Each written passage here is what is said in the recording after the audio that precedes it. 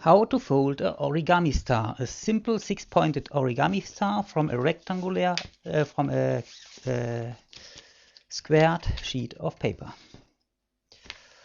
We turn the paper, the colored side down, and first we do fold the diagonals.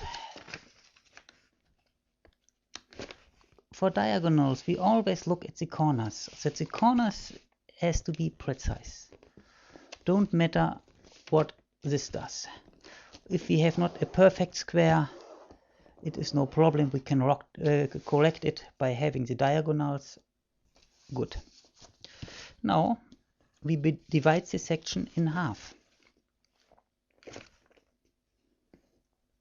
And we just mark here. Now we fold one corner up. We just mark this point that the squeeze comes out just in the center, and then we still have space here to move the fold. The other side overlaps this one, and we have to move it like this, that this side here lies in this corner and this edge comes just over the other edge. I try to show this here like this.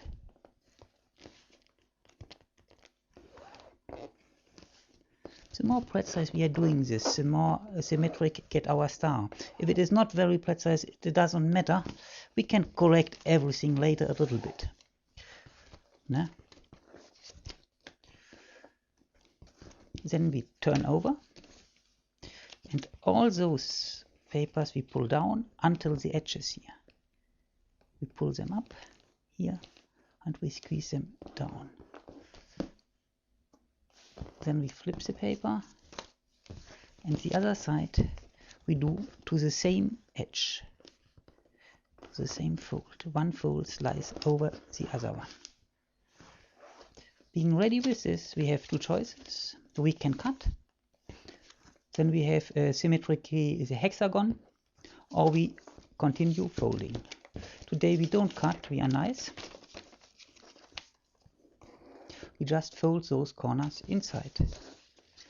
Now we still can correct all what is not very precise here in the corners. And we get very clean ends.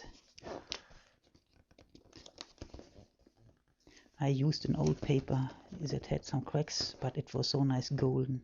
Nice to use it. I don't care about the cracks because they go inside.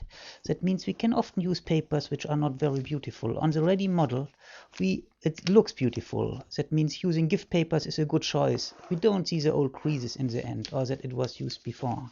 It's a very nice way recycle paper by doing origamis. And the last one.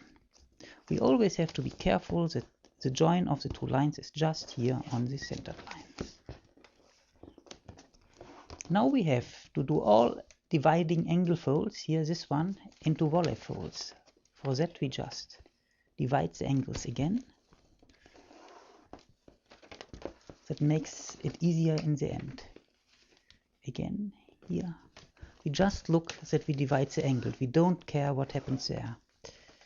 If it precise all joins well, but sometimes not, then better look at the corners. Here, this corner, this corner. So, now we're ready with this. Now we lift this part up, going to the center line, but we overcross the center line for a little bit. Not, we could divide this in half, but not that far. I like the shorter part up and the longer part down.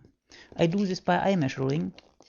Doing this by eye without construction folds is very good because we get a feeling for proportions. And eye measure is precise enough. We can calculate the angles so well that we will not fail, or distance. We just have to start to trust our eye measure. Then we lift up this corner. The squeeze is already in. We stop here in the corner where this joins the bottom line. We put one finger to stop. We lift it up and bring the new fold on top of the old one. The new edge on top of the old edge. And folding. Here we see I've corrected the corner. We use a corrected line, but mostly you don't need to correct. Maybe you fold in the begin better than I am now. The new fold goes on top of the old edge, like this. That we do again.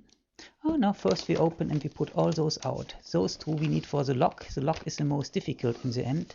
What we are doing now is preparing a twist fold. To prepare the twist folds by those helping folds I'm doing now is easy, but to do it completely mostly is difficult, and being prepared to have some more folds in the paper is very good. Continue bringing this up here. While we're doing this, we rotate the paper. This new edge comes on the old.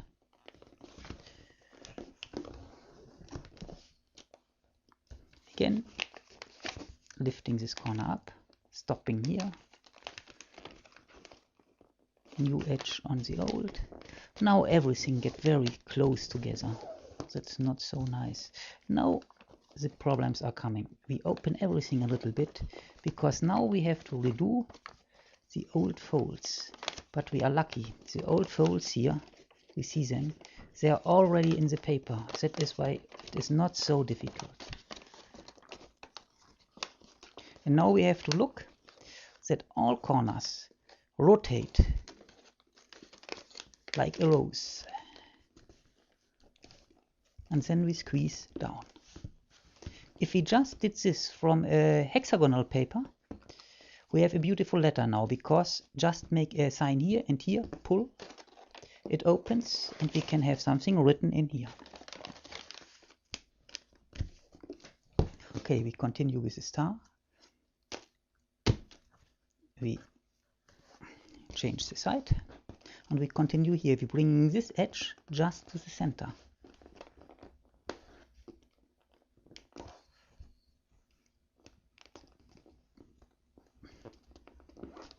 We don't care what happens here, just the edge to the center. That we do twice. Then we open those, because then the lock mechanism is easier, and we continue.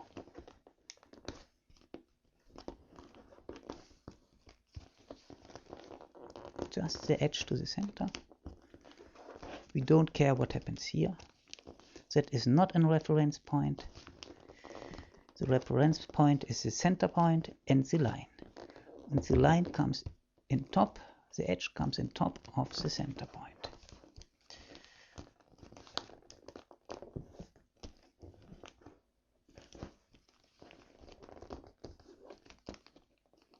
Now we open this. Now we do much easier, because we just have to redo old folds, which are done before. Doing them here in this process new is difficult, but having them in, it makes it relatively easy. Open, doing the last one, close again, bring this under. So that was the thing with the easy 6-pointed star from a rectangular piece of paper. Now I'm going to show some variations of this. That is the same thing, but what I show now is to do this and to do this. For this one, let's look what we got here. Now we have the same thing then here. So what we are doing now is just bringing one edge to the other. This we fold over here. While we're doing this, those both lift up and we pull them over. Then we're using this edge, bringing it over this. Then while we are doing this, this edge comes automatically over this. And that we redo 6 times. This edge comes up, bringing this over this. This edge comes up, bringing it over this. And so on. And the last one, the most easy one in this case, and ready. Now we have a fire wheel. It is twisted like a wind wheel. The last variation, this one, I'm going to show on the star we just folded. We just redo this. And now we fold this first to the center like before, and then this corner we fold towards the new crease. And we look that those two folds are staying parallel. So we do this. Oh, it's too wide. We can correct everything if it is not nice in the first try. We're doing again. We do it again. It's me too wide here. And we do it again. Now the ugly part comes, the last one we have to open here.